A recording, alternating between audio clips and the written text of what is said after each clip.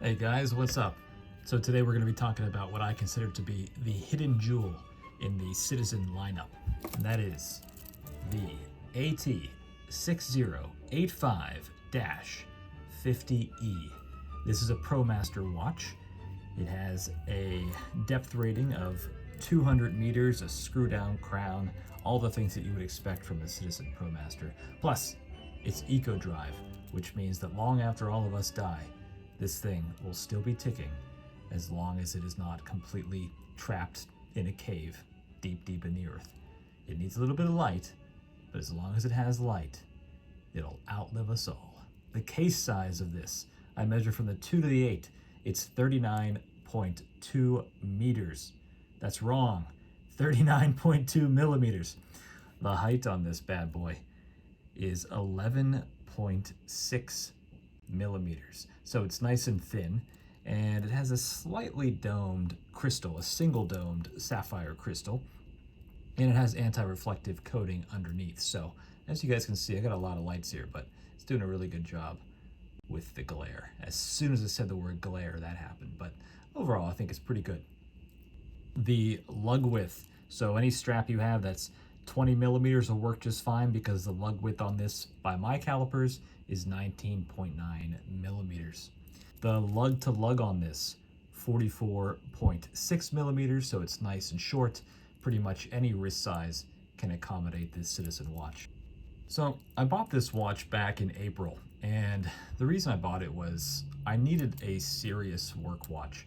A watch that told the clients that I met with that I'm not, a complete snob, and also that I'm not a complete idiot. So I needed something kind of middle ground, something not flashy at all, just something that could tell me the day and the date. I always need day and date when I'm writing contracts at work. I know people hate dates on a watch.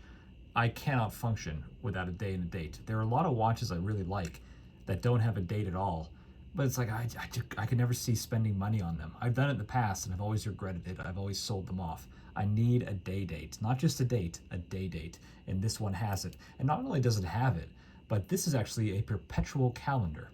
And so, for instance, if it was February 28th and it wasn't a leap year, and midnight rolled around, it wouldn't just automatically go to the 29th. It would automatically switch over to March 1st, which is just really, really great. And yeah, I've never had a watch, analog watch that would do that. So very, very cool.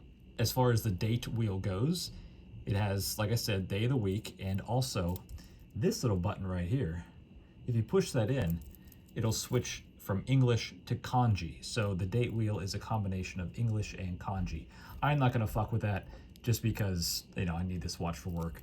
And even though I think kanji looks really cool, I need this to be functional. So, but I'll show you guys the date switching over at midnight. And when that happens, you could always see the kanji for a second. This is a titanium watch, titanium bracelet.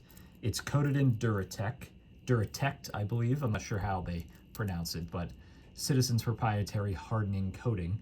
It's PVD, as you guys can see.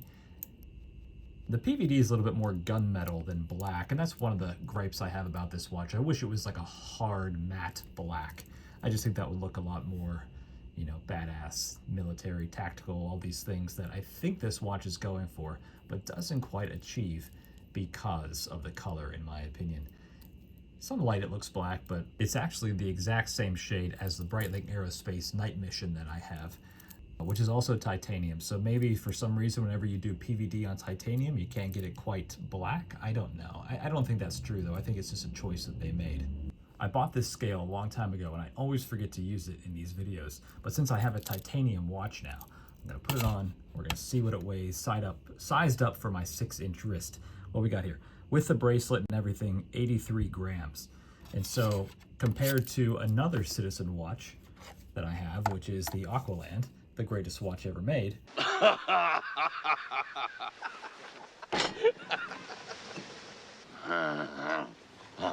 So yeah, this Aqualand is steel through and through, and I have it on an RAF pass-through nylon strap, and it weighs 88 grams. So even though it has the bracelet attached to it, The titanium really does make a big difference. This ends up being lighter than the Aqualand, so that's pretty cool. Speaking of the titanium bracelet, it's got fold over clasp, all that, double trigger deployant, but it also has a little trick up its sleeve. These two buttons right here, you guys can see there's the deployant buttons right here, but here it allows you to have some micro adjusts, and you could do it on the fly on your wrist. You don't have to take it off to get it to work. And I don't know, it's a good, I don't know, 5 millimeters, maybe more. And it's really great, actually. I use it all the time. Anytime my wrist swells up at work, you know, I live in Southern California, so it's always hot here. That just comes in really, really handy. So it's nice. I always hear guys bitching and moaning that watches don't have on-the-fly adjustment. And I'm like, oh my God, shut up about that already. But now that I have it on a watch, it is really handy. Going back and forth between watches with a bracelet that don't have that, it sucks. So yeah, I would always recommend any company who's watching this, and I think that's a total of 0 companies that are watching my videos. But if you are, consider doing an on-the-fly clasp if you're not already.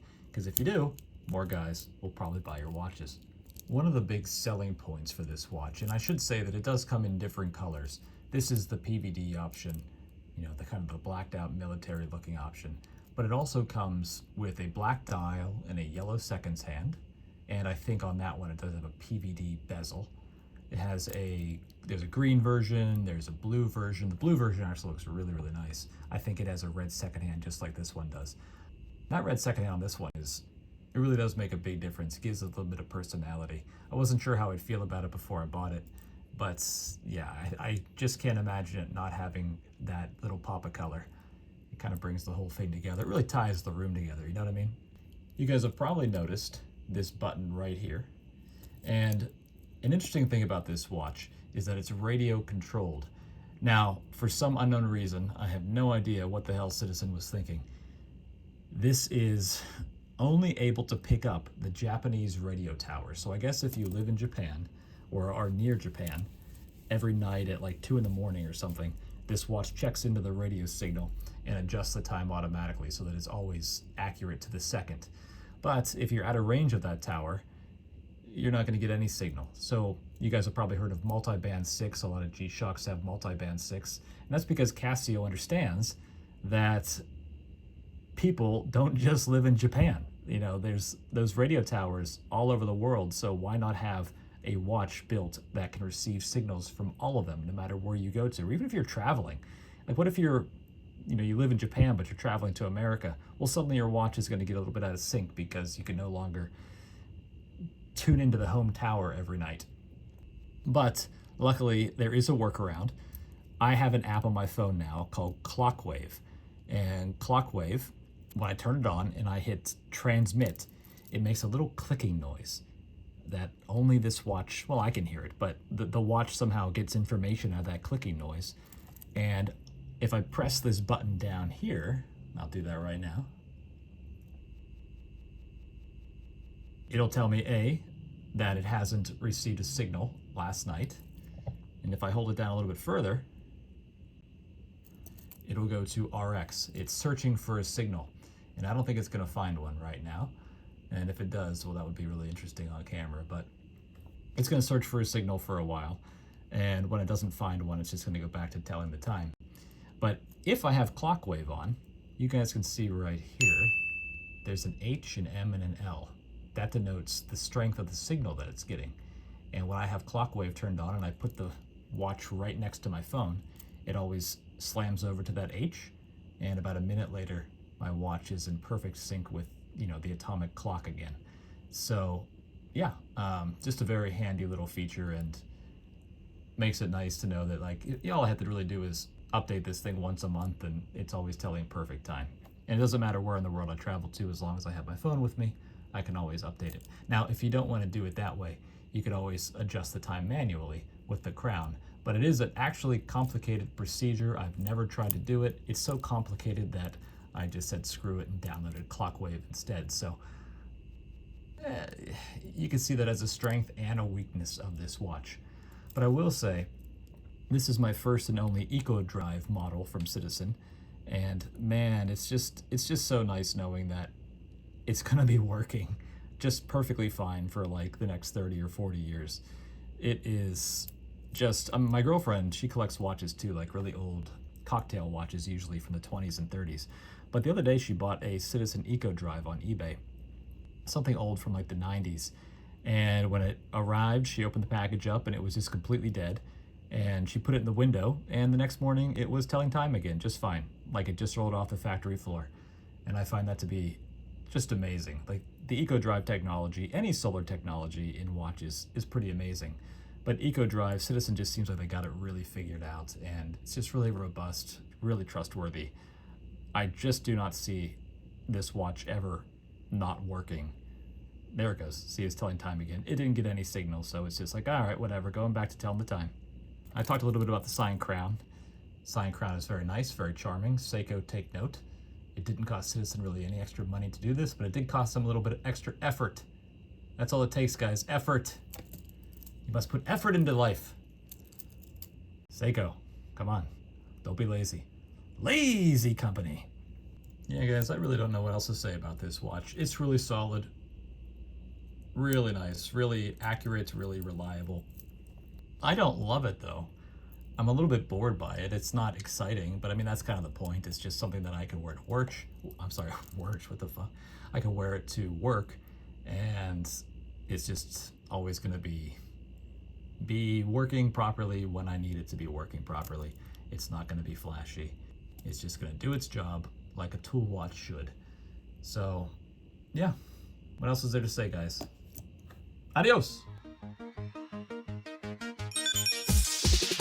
졸음운전은 주운전 안 돼요. 운전 중 핸드폰 사용 안 돼요. 정지선 지켜요. 신호를 지켜요. 학교 앞에 서서 행을 해야죠. 안전벨트 착용은 모든 좌석 필수죠.